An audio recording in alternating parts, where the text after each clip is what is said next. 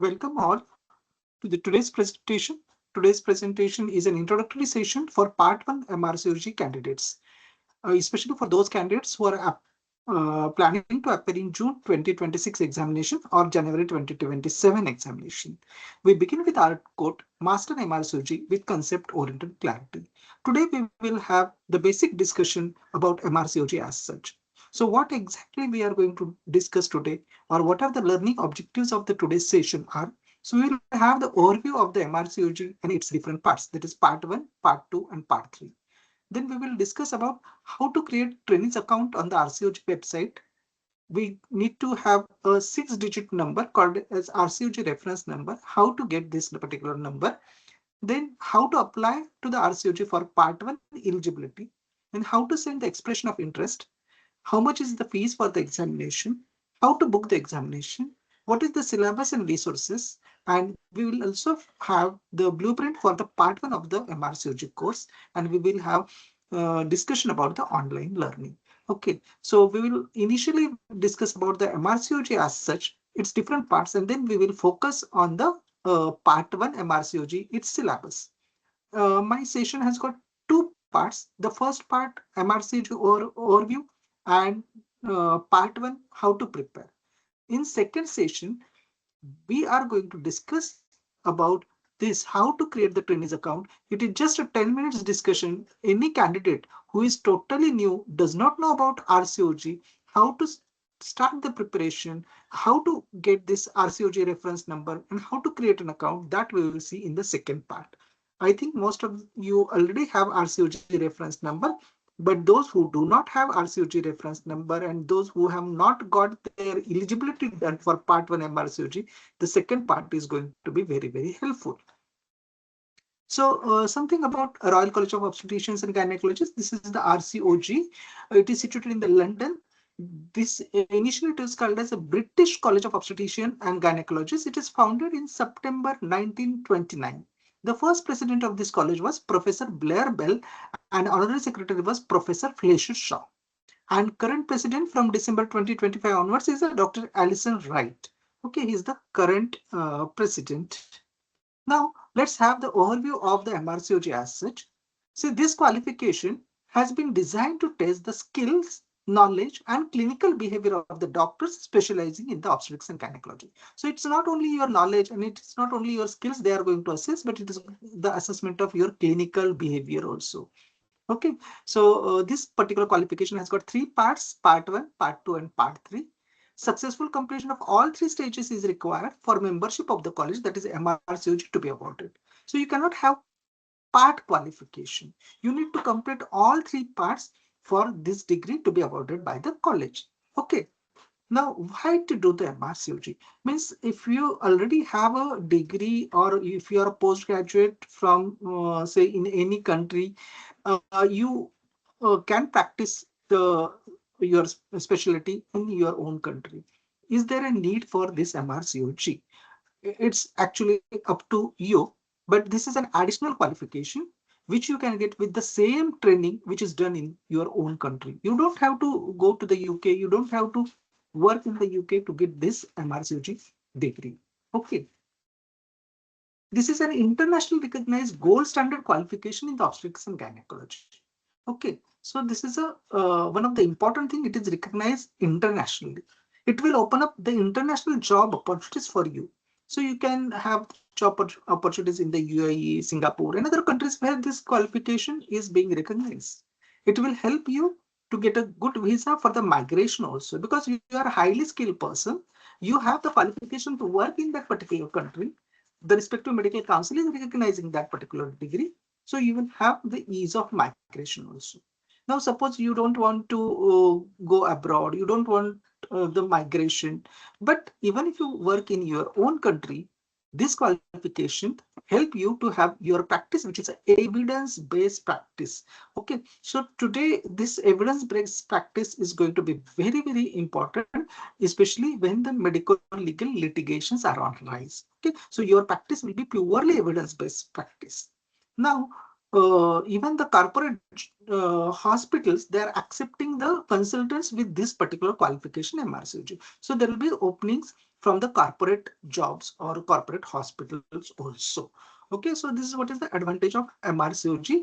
And most important thing you can do along with your routine clinical practice or with your routine degree, routine postgraduate residency which you are doing. Okay, so how much training it is required before you appear for part 3? Before you appear for part 3, you need to complete 8 posts, that is 4 years of training. Most of the specialty training, it is 3 years in India.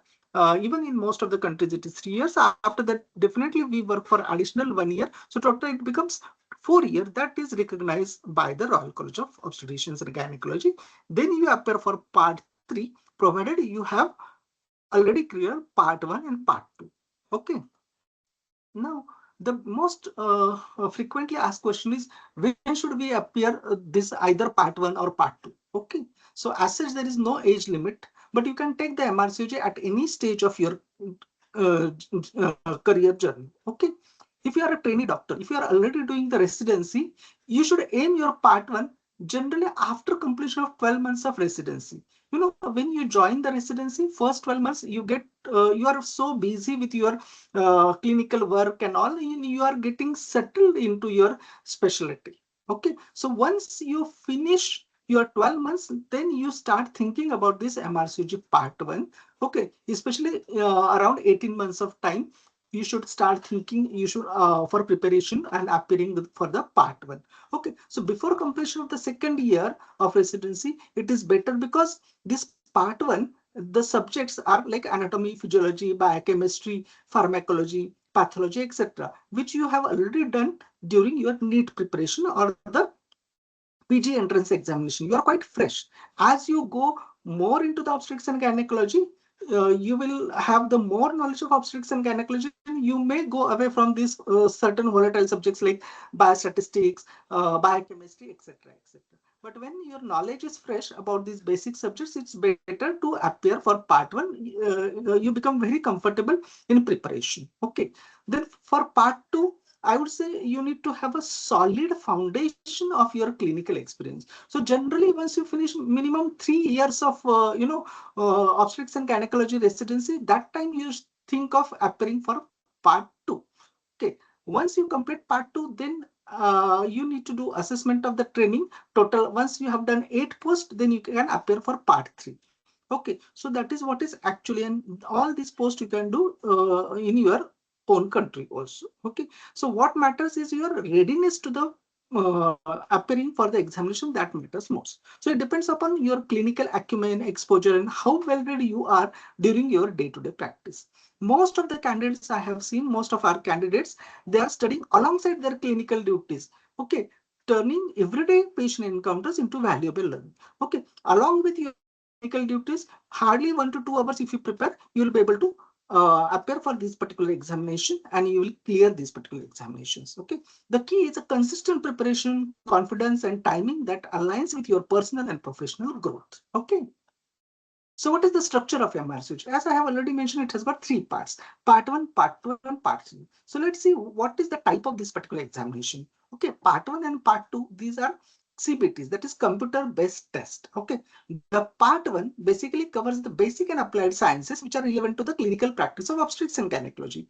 I have already mentioned like anatomy, physiology, embryology, biochemistry, pathology, pharmacology. These are the basic sciences or the applied sciences which are related to the obstetrics and gynecology. So they will not ask you the question about head, neck, or something like that in part 1, but they'll definitely ask about the male reproductive system, female reproductive system, which is related to your infertility practice. So the basic questions related to the anatomy, physiology of those particular organ system will be asked. Okay.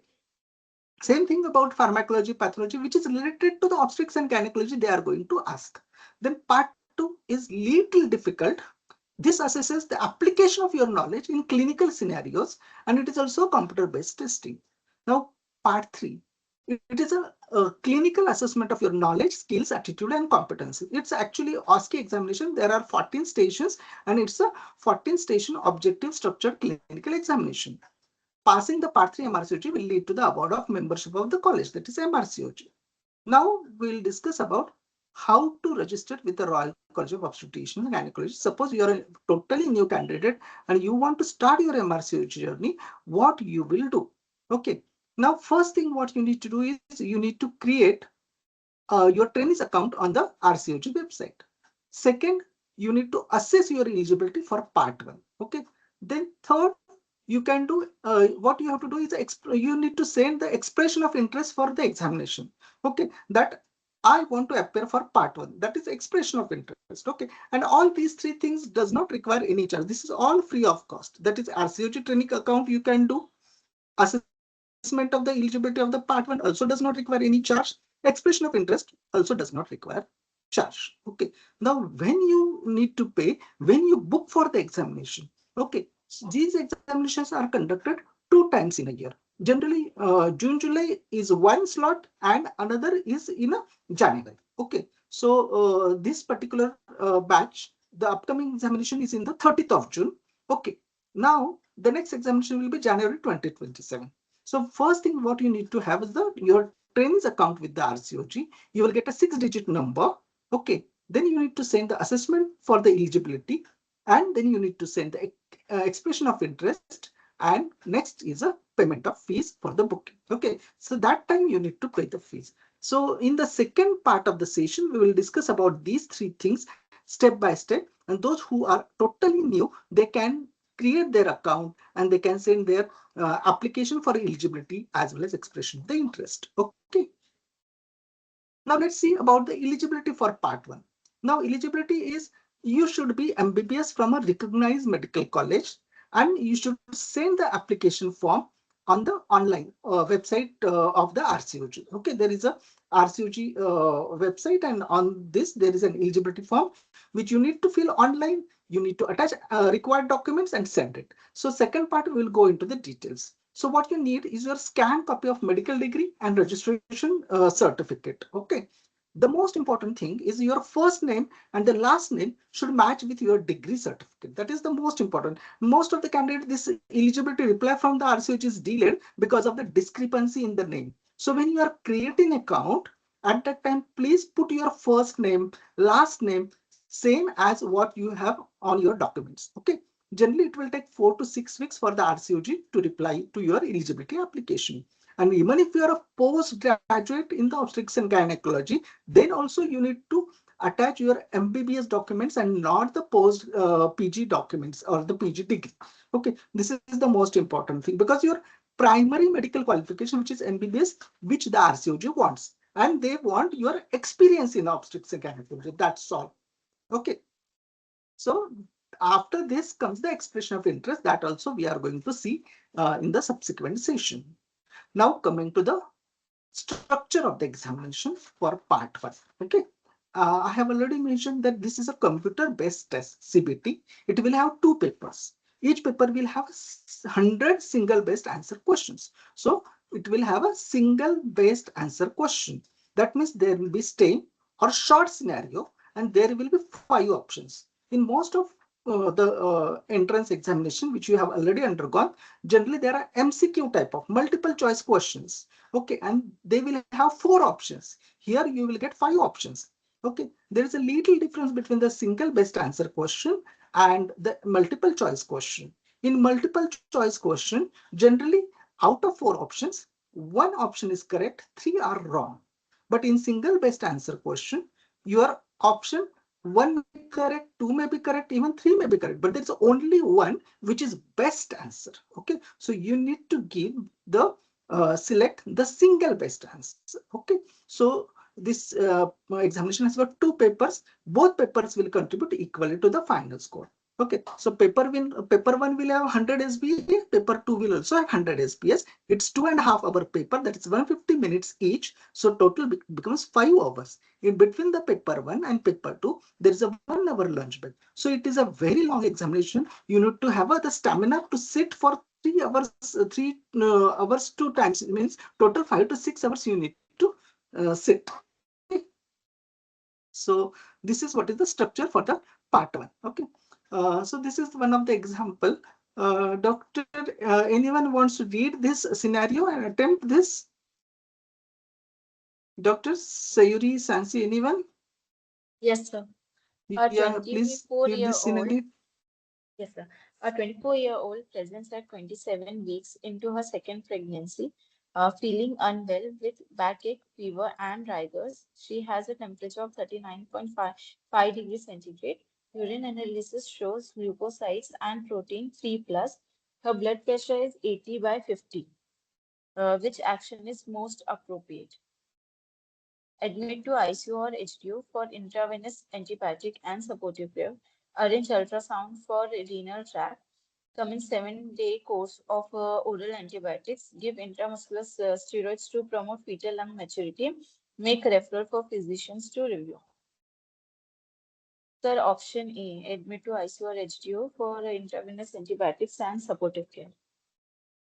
Yeah, yeah. See, this particular case, if you see, she has got a urinalysis reports which is showing leukocytes, proteins are 3 plus, then blood pressure is 80 by 60. So that means, and temperature is there. So that means she is somewhere, she is in sepsis. But this sepsis is a severe sepsis leading to the hypotension. So this patient cannot be managed with the oral antibiotic or anything. She definitely will require a physician's referral. But first thing what she requires is you need to admit this patient. So her care has to be in the IC or HDU. So what they are assessing, whether you are able to understand the severity of the situation and the place for management of that particular case.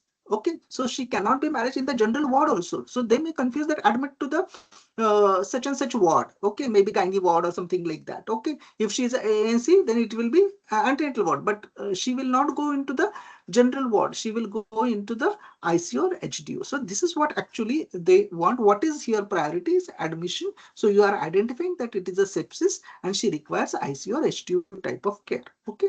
Now coming to the part 2 of MRCOG, this is also a computer-based test. It will also have two papers. These two papers will contribute equally, that is 50% to the final score. Okay. So here the structure is little different. So in part 1, what we have seen, we had 100 questions in paper 1 and all were SBA. In paper 2 also there were 100 questions and there were SBA, that is single best answer question. But in part 2, in paper 1, you will have 50 single best answer question and 50 EMQs, that is extended matching questions. Okay, so both in paper 1 as well as paper 2, there will be 100 questions, and the nature of the question is in form of either SBA or EMQ, that is extended matching question.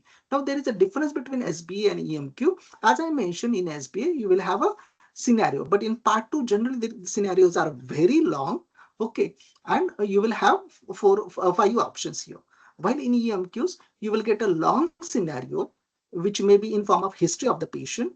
Then they will give the general examination findings. Then they may give you the investigations, maybe urodynamic chart, maybe CTG and all. And then they will ask you the question on it, what is the next step, or what is the best management for this, or what is the initial management for this.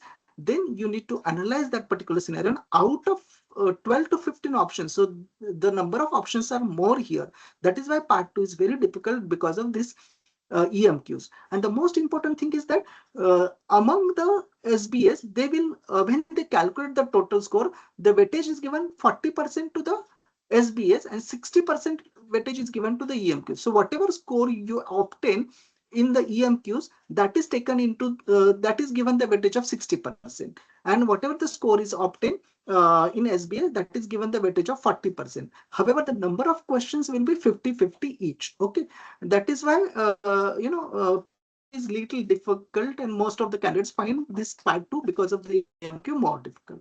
So there is no separate pass mark for SBAs and EMQs. A combined pass mark is determined through standard setting for each examination.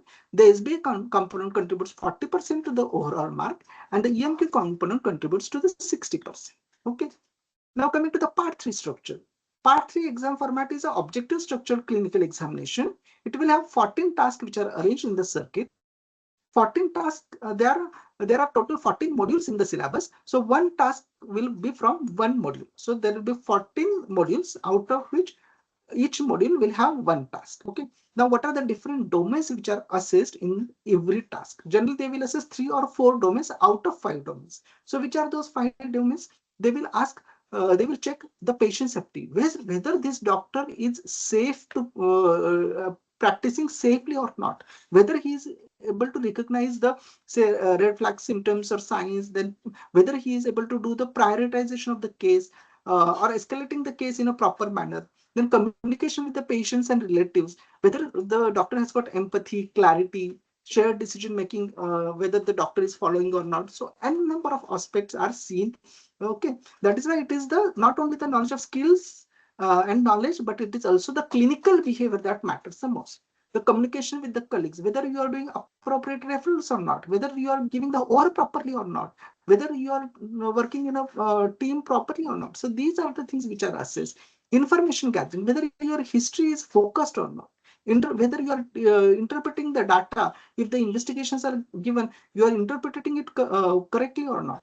And the applied clinical knowledge, whether your knowledge is evidence based or not, and whether you are giving evidence based decisions or not. That is what is assessed. Okay, so there are 14 modules, there will be one task from each module. There are 5 domains. Out of 5 domains, they will assess 3 or 4 in each station, and balance performance across all domain is essential to pass. Okay, so this is the overview we have seen about the part 1, part 2, and part 3. Now we will go into the details of part 1 syllabus. Okay, so before we begin with the MRCG preparation as such, just see this particular slide, and what is written here is, before you start anything, learn how to finish it. See this particular person who has started painting this particular room. He has finished everything, but he does not know how to finish it because he has not gone in a systematic manner. Okay, if he finish that particular corner which is remaining, while coming back, he is going to spoil the work which he has already done. So we should know before we start how exactly we are going to finish it. Okay, now in MRCG part 1, the exam structure, as I have already mentioned, there are 2 papers, paper 1 and paper 2. What is there in paper 1? There are 6 modules in paper 1, 6 modules in paper 2. So the paper 1 will have anatomy and embryology module, then physiology, biochemistry, endocrinology, epidemiology and biostatistics, genetics. These are covered in paper 1, and there will be 100 single based answer questions based on these modules. In paper 2, there is general pharmacology, microbiology, immunology, biophysics, pathology, clinical management, and data interpretation. So there will be 100 single based answer questions from these modules in the paper 2. Okay. Now same thing is there in paper 1. Now let us see how much is the weightage. Now in paper 1, we have seen that these are the 6 modules. Then how much is the weightage? The maximum weightage is to the anatomy and embryology, almost 25 to 37, means 30% paper out of 100 questions. Minimum 30 questions will be on this anatomy and embryology. The physiology will be around 12 to 15 questions, biochemistry around 8 to 11, endocrinology around 8 to 11.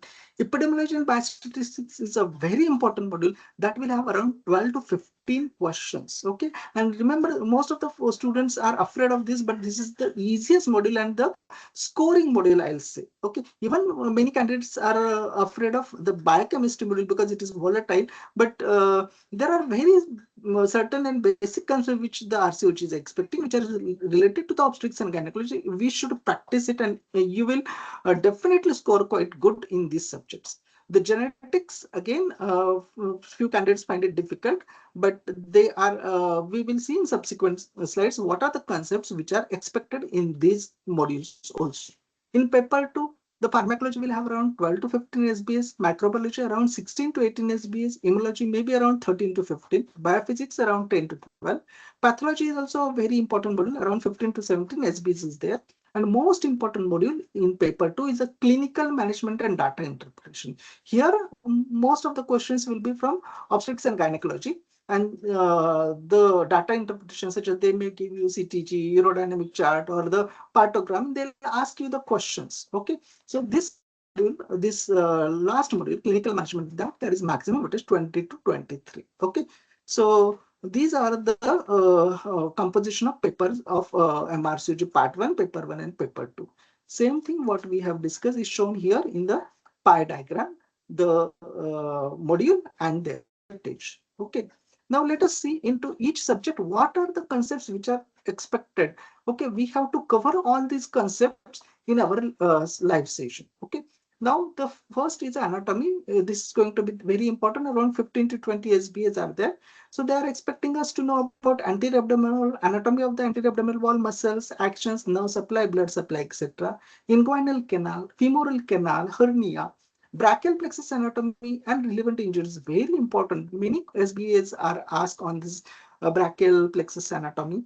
Then anatomy of the pelvis, pelvic diaphragm, pelvic blood vessels, uterus, tubes, ovaries, their blood supply, nerve supply, ictiorectal fossa, fetal skull, perineum, vulva, vagina. These are more frequently asked. So we have to go back and read the anatomy in detail. Okay. Then embryology. Embryology around 8 to 10 SBs, and along with anatomy, it will have minimum 30 questions. Okay.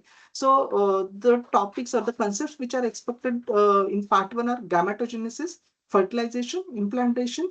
The first 3 weeks of development, very important. Okay. First, second, third week of development, gastrulation, neurulation concepts, somite formation, development of the organ systems like cardiovascular system, reproductive system, renal system development, CNS, GIT, pharyngeal arches. Okay, so these are the concepts from the embryology on which the questions are frequently asked. In physiology, generally around 10 to 12 SBAs will be there, mainly covering the acid-base balance, physiological changes in pregnancy, cardiovascular system, respiratory system, gastrointestinal system, genitourinary tract. These are the physiological changes. What is happening? They are asking. Then calcium homeostasis, physiology of labor, menstruation, ovarian cycle, placental physiology, fetal circulation. These are the more frequently asked concepts. So we need to be ready with these particular topics. Okay. Then in endocrinology, generally the concept of hypothalamus pituitary axis, they are expecting the role of the hypothalamus, hormones of anterior and posterior pituitary, then thyroid hormones and related disorders, adrenal hormones and related disorders like Addison's disease, Cushing's disease, Conn's syndrome, pheochromocytoma, placental hormones, hormonal control of puberty, menopause, infertility, labor, lactation, diabetes mellitus. So this endocrinology is also going to be very, very important module. Okay. Then in biochemistry, generally around 8 to 10 single best answer questions are asked. The carbohydrate, lipid, protein metabolism. Most of the students find it, and this is honestly a volatile subject. Most of the candidates feel that now first year is over, but still these questions are there. We have to again go back and read this metabolism. Krebs cycle, almost every examination there will be some question. Ketone bodies formation, amino acid pool, essential, non-essential amino acids, role of proteins, glycogen storage diseases, digestion, absorption of various macronutrients, urea cycle, vitamins, liver function test, renal function test. These are the frequently asked questions or the concepts from the biochemistry. Pathology is also a very important module. Around 12 to 15 SBAs are there. Generally, they will ask the concept from cell injury, wound healing, neoplasia. These are the general pathology topics. Coagulation abnormalities, blood transfusion, shock, and various obstetrical disorders like preeclampsia, eclampsia, HELP syndrome, acute fatty liver of pregnancy, gynecological conditions affecting the genital tracts, both benign and malignant conditions, ovaries, tubes, cervix, uterus. Here, though I have not mentioned, but vulva is almost every examination they are asking, right from first part, second part, third part. There is no examination without any question from the vulva. Okay, so these are the things which are expected in pathology. Now, coming to the pharmacology, it will have around 10 to 12 SBS, relatively easy subject because it deals with the drugs which we are day to day using, the oxytocic and tocolytic agents, anticonvulsants and antiepileptics, antiasthmatics, anti-cancer agents, antibiotics, oral contraceptive pills, drugs which are used in abortion, teratogenic drugs, anticoagulants, biological agents. So these are the basic things which they are frequently asking from the pharmacology. Biophysics, generally 5 to 8 maximum questions are there from this. The questions are based mainly on electrosurgery and electrocautery, the types of current, sonography, various spatial investigations such as CT, MRI, laser, etc., radiotherapy, the principles of these radiotherapy, CT, MRI, etc., they can ask you. Generally, these questions, even if you do the recall question bank on this particular topic, that is going to be more than sufficient. Genetics, again, 5 to 8 SBAs are there, but this is a bit complicated, but if you understand it, it is very easy module. Mendelian inheritance, that is autosomal dominant recessive X-linked inheritance patterns, either autosomal or sex-linked disorders they are asking. And non-Mendelian inheritance like a mitochondrial inheritance, genomic imprinting, Prader-Willi syndrome, Angelman syndrome, these are the commonly asked questions. And other concepts such as prenatal genetics and diagnosis, pre-implantation genetic testing, that is PGT, non-invasive prenatal testing NIPT, Korean venous sampling, amniocentesis, maternal screening by the quadruple test, combined test, etc. Then PGTA for aneuploidy, PGTM monogenic disorders, PGTSR, that is structural rearrangements. Then chromosomal abnormalities, numerical abnormalities, aneuploidies like trisomy 21, 18, 13 very frequently, Turner syndrome, Klinefelter syndrome, etc. They are very, very frequently asked from the genetics. Okay.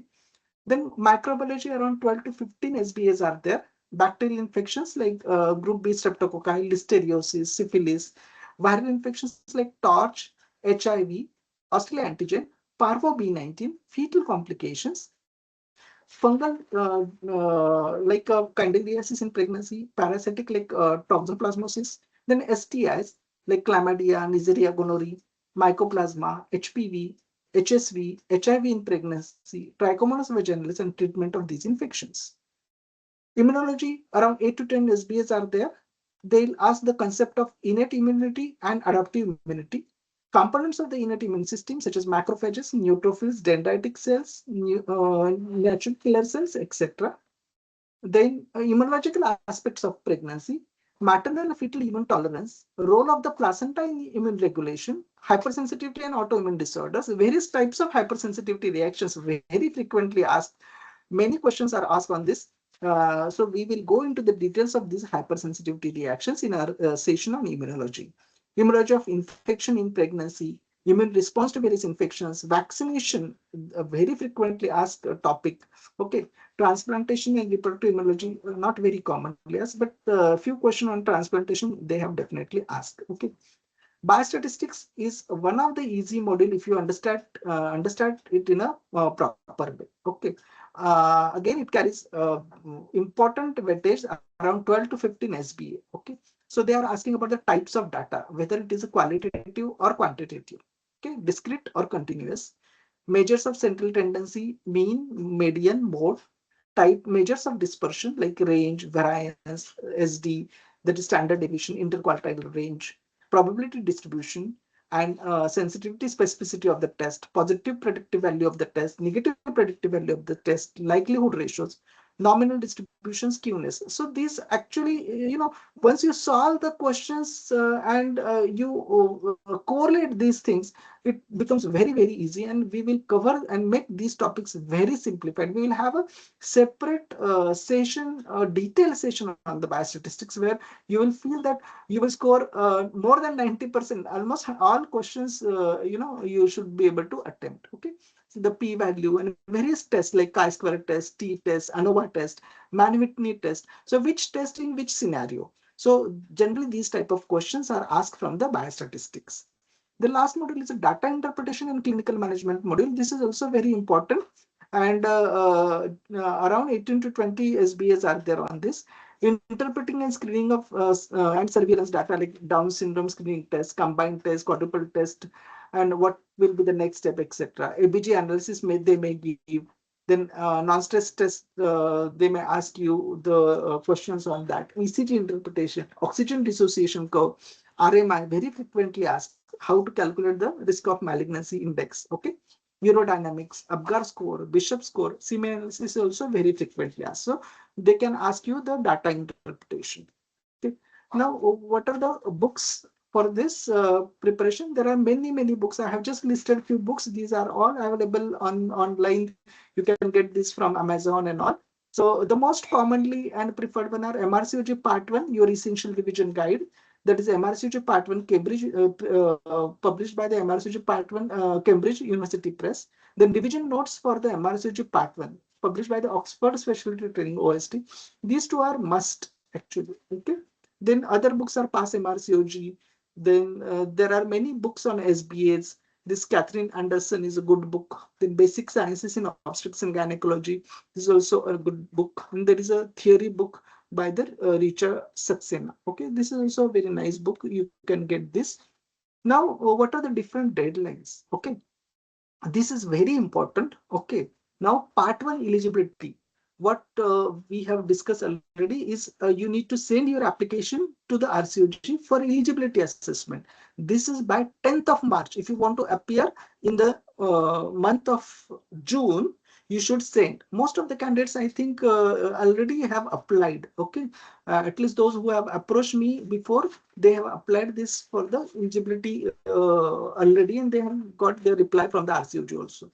Now, if you want to appear for this June examination, you need to send the expression of interest, which gets closed by 24th of March. Okay, so now you need to send the expression of interest now itself. Okay, the booking window will open on 21st of April and it will get closed on 2nd of June. So it is open almost for 2 weeks, but don't be under the impression that on 1st June you may log in. You have to log in on 21st April itself and book your seat, because the seats are allotted on first come and first serve basis. And it may happen that all seats will be filled maybe in 1 to 2 hours also. And after, on the second day also, you may not get the seat. So if you want to appear in the June, you should, once the window opens, you have to book your exam seat immediately. Okay, exam is on 13th of June and the results will be declared on 29th of July. Okay, this is for the June examination. Okay, now what are the fees? Okay, the fees depends upon the country from which you are staying. Okay, now we have to find out in which band. They have divided the countries into three band: band A, band B, and band C. Okay, so if you are a candidate from India, then most of the this India is into the band B. So according to this, the fees for the Indian candidates will be £601. Okay, so you have to see the band of your country under which it is falling, and then you, if it is a band A country, then your charges will be like this. Okay, so there are certain do's and don'ts. Okay, so don'ts, do's are the: start your preparation with a positive attitude. Remember, your positive attitude matters a lot. When you start preparation, you have a very good positive mind. When maybe near your study table, you keep one picture of convocation ceremony or something like that, or graduation hat, that you want to appear for this, you want to get it. So start your preparation with a very positive attitude. Then collect all resources and keep it organized. This is the more, because it's a vast syllabus and you will have lots of resources, and at time you may get confused what is to be read. So if you go module wise and keep your resources organized, it will help you a lot. Have your daily schedule. Okay, so most of the candidates which they follow our group, we go module wise, and weekly there is some task which is given, some material is given for reading, or video is to be is posted, so that they can understand the concept. So we have divided that in that particular way. So you have to perform and have your own schedule. Okay, focus on last 5 years recall, because generally 25 to 30% question may get repeated also. Okay, so last 5 years recalls, and revise your single best answer question at least 3 times before you appear for the examination. Then certain don'ts which I have already mentioned: don't wait till the last day for booking your examination. Once the booking window opens, you book your examination. Okay, don't leave any topic as an optional. This is not a negative marking. So if you can whatever the answer which you feel best in that situation, you can answer. Then don't revise all the books for final revision.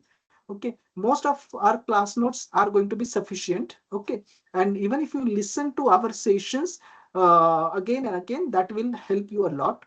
And don't read till last minute. Don't leave any question unanswered. Okay, now how to study.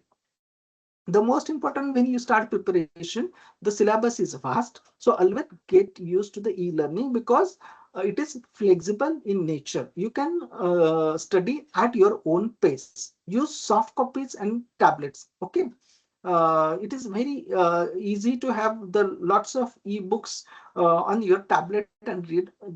Many candidates use the mobile also, but I personally feel it causes a lot of eye strain. So if you are comfortable, you may use, but I'll suggest you to have the tablet. Okay. Then follow schedule and study module wise. More time, you need to do a time management, because there are certain subjects which are either difficult, or there are certain subjects which are carrying high weightage. So the subjects which carry high weightage, you need to give more time. So more time for modules with high percentages of SBS. Okay.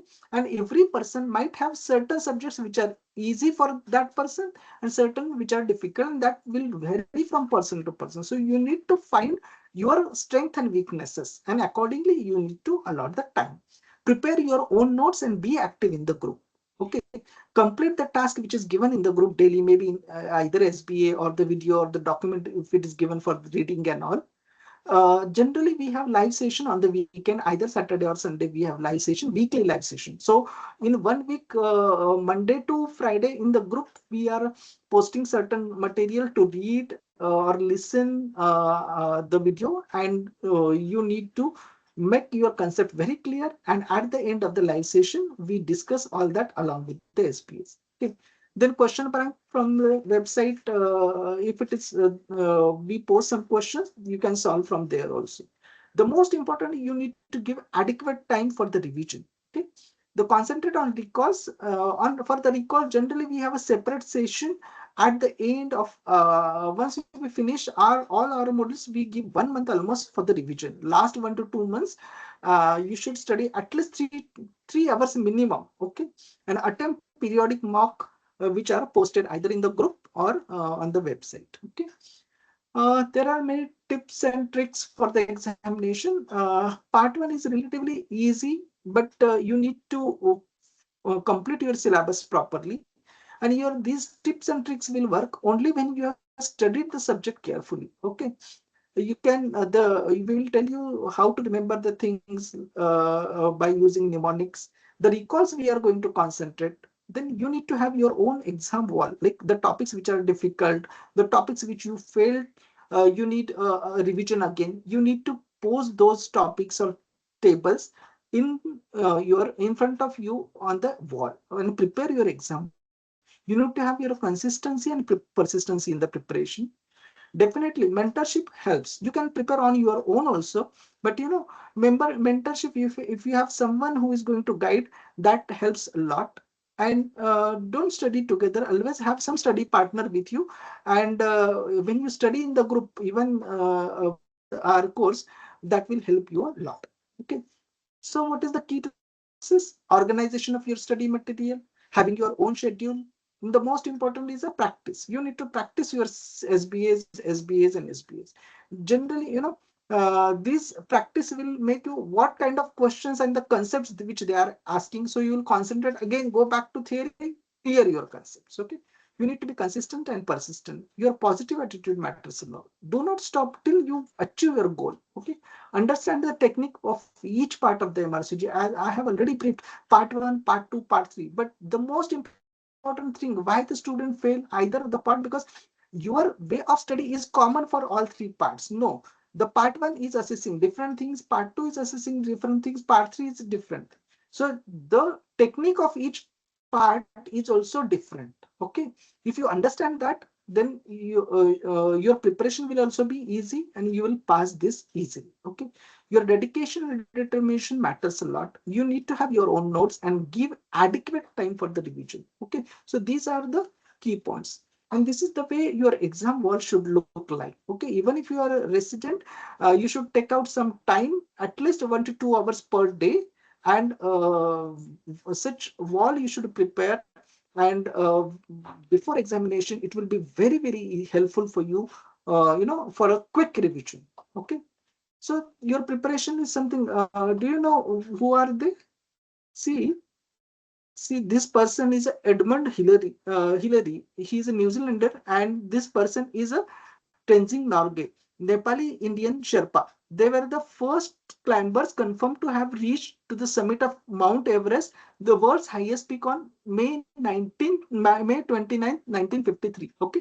So, this journey is going to be a very difficult journey, something like a Mount Everest trek. Okay. So preparing for MRCG is like a preparing for a trek for Mount Everest. It's really demanding, complex, and full of unexpected challenges. Without the right guidance, even the most determined candidate may get lost, exhausted, or overwhelmed. So the mentor is going to be very, very important, who is going to be your guide for the your trek. Okay. So you wouldn't attempt Mount Everest alone. You need to have your guide with you. So you shouldn't prepare for MRCG alone. What exactly the role of the mentor is there? He will plan the route for you. Okay. He creates a tailored study strategies and schedule, sets up the camps, identify the milestones, what is the foundation required, what are the topics to be covered, which topics are to be given more weightage. Okay. In what sequence we should go, and there will be certain mock tests also during the course. And your mentor will alert you to the dangers, because the questions are very tricky. Sometimes they ask you about what is the most common side effect, and sometimes they ask you what is the most dangerous side effect. Okay. So the dangerous side effect may not be the common side effect, common side effect may not be the dangerous side effect. Okay. So there are certain exam traps you should know. Sometimes the question is asking, following are the causes of such and such things except. Okay. And you don't read that particular except, and then you go wrong even if you have read that particular topic. That is why the practice is required. Okay. So the mentor will alert you to the dangers, flaws, weak areas, exam traps, misconceptions. Okay. And certain candidate may find certain areas difficult. The same area may be very, or the module may be very easy for other candidate. Okay. The mentor provides safe response, encourages active revision and recovery, and keeps you going till your summit, that is the exam day. Okay. So this is the final ceremony. This is the president that time when I was awarded membership. And generally, once you clear your part 3, such kind of ceremony is conducted by the RCOG at certain places. You can you, you need to visit for your convocation ceremony. Okay. So how the academy will help for this particular preparation? So we will have a structured journey, guided preparation, and consistent practice. Okay. All is aimed at improving your success rate in MRCOG. So we have a structured and candidate friendly schedule. So you can study along with your clinical duties, along with your practice, those who are consultants. Okay. And there is a module wise coverage of the syllabus. Okay. We will not leave any topic which is untouched. Entire part 1 MRCOG syllabus will be covered. It will be concept based teaching aligned with RCOG blueprint. That is why I always say that master MRCOG with concept oriented clarity. Okay. That is what I believe, that if your concepts are clear, whether it is a recall question or whether it is a twisted question, you will always be correct if your concepts are clear. Okay. Then you need to have extensive SBA practice that we will be doing throughout the course. Okay. The course generally we try to finish at least a month before, so that we give adequate time for the revision. Okay. So for the revision, you don't need to pay any additional amount or something like that, if everything is included into the course. And it is a flexible learning with full lecture access. We have our own website. Once for the premium batch candidates, you will be given the login ID, and all the sessions which we will be conducting, like module sessions, anatomy, physiology, biochemistry, they are uploaded. So even if you are not able to attend the live session, you can log into your website and listen to those videos. Okay. So it is flexible learning. You can watch these live classes anytime, revise at your own pace, and learn without stress. Okay. So even if you don't join any course, there are certain free activities we are conducting into the academic groups, and you need to be in touch with these groups. Okay, this is the our YouTube channel. Everyone just take the photograph, search for the YouTube channel, and there are certain free videos which are posted. So even today's session I will be posting on the YouTube for everyone, so that everyone will have benefit of this. And we generally have activities are run through the Telegram group. Part 1, part 2, part 3. We have 3 groups. Okay.